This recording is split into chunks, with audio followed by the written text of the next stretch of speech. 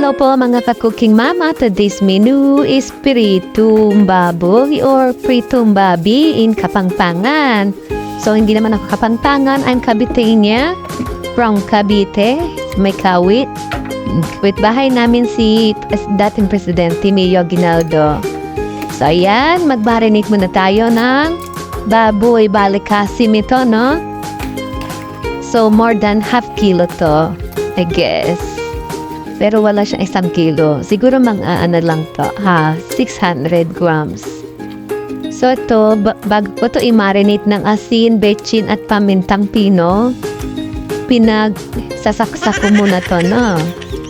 Oh, hindi naman ako galit, no? Siguro may mga 36 bones siya.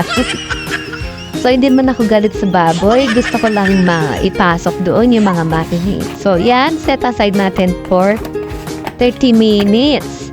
So habang nag-iintay na marinate, pakulo ako ng maraming mantika para iprito naman yung baby potatoes. So ito kasing patatas is favorite na aking mga kids. So yan, panabla sa piniritong baboy, may patatas silang titikman sa gilid. So yan.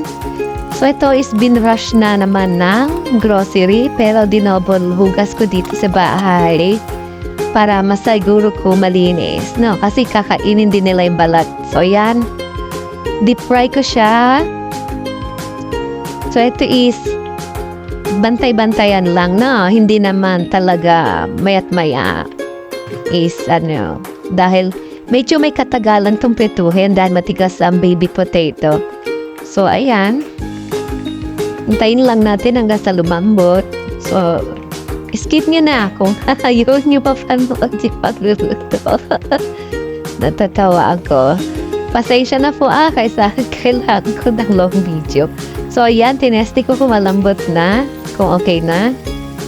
Medyo okay na. So, kinuha ko na at ayan, isinaling ko sa isang plato na may tissue sa ilalim para i-absorb yung excess fats. Ayan. Ayan na. So, set aside natin yan. Magdagdag ulit ng mantika para ma-deep fry natin. Kaso hindi natin na-deep fry ang mamoy. Ayan na si baboy. So, ayan. Pinirito ko muna yung balat.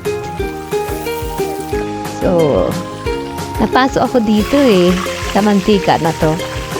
Natalsikan ako. Buti na lang nakailag ako konti. Pero meron pa rin akong paasok.